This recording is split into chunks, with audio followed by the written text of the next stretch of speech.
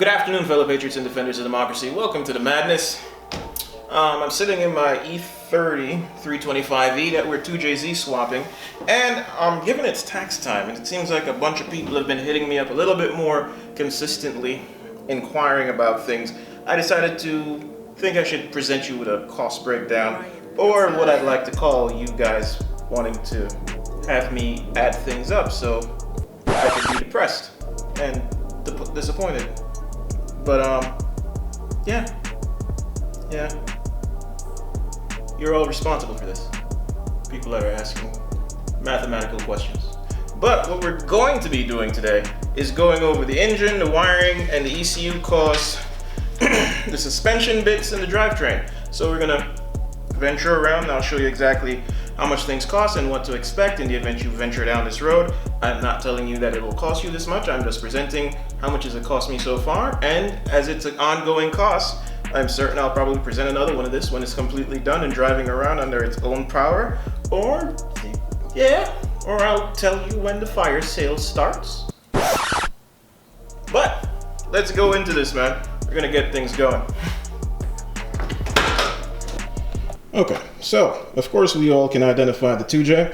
This is a 2JZ. 2JZ engine is $2,000. This is the turbo kit that I have. The turbo kit that I have is 6262.84 AR ratio turbo. In the turbo kit that I got, it came with the exhaust manifold, the downpipe, you can see on the back there, drain lines, feed lines, and the wastegate that is underneath there somewhere that I'll probably show you when we get to that. That was the turbo kit, $16.50. You can come over here, or you can see this thing here on the side here, fuel rail.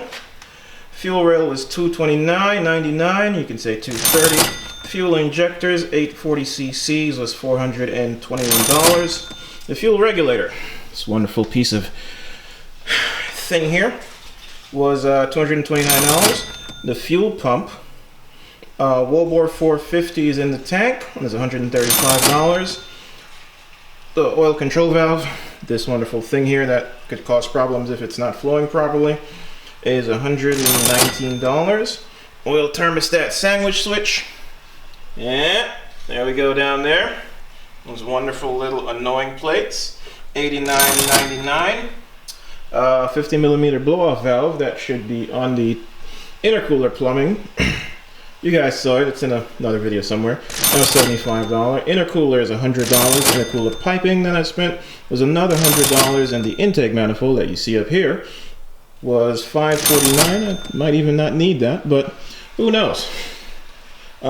These are all the wonderful things on the engine that I've paid for, and we haven't really gotten into all of the overpriced sensors yet, but the total for everything in the engine section here that you're looking at, I think, is $5,698.91.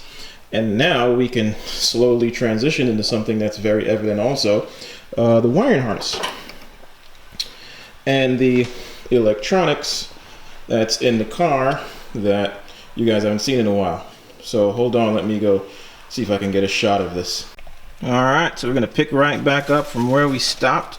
This is the AM Infinity 6. I bought this within a wonderful group purchase for $2,199. It came with the ear temp sensor, map sensor, wideband sensor that's in the downpipe, and the fuel pressure sensor. It's just like all of these things are included.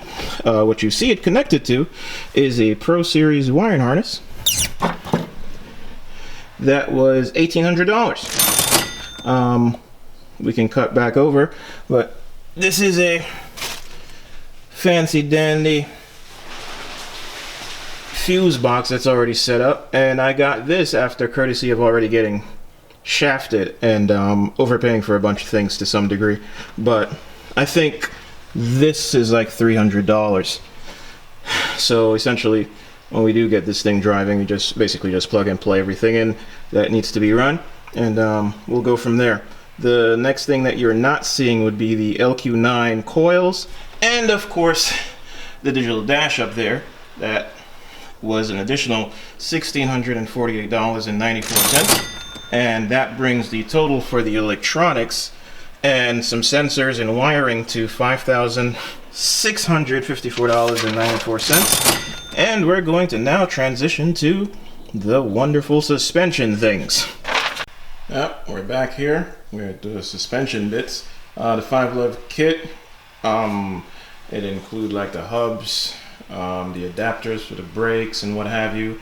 That was $472.32. We had the control arms for $158. The wheel bearings is $111. You have all the things in the front, like the tie rod, tire assembly, rotors, brake pads, axle nut. That was $400. The wheels themselves are $350, and one of the rear ones here was for an additional $240 because we couldn't find it anywhere and it was bent. The tires, these wonderful things we still haven't driven on, was $500. We can make our way up to the front here. You can see what's going on the front half of this.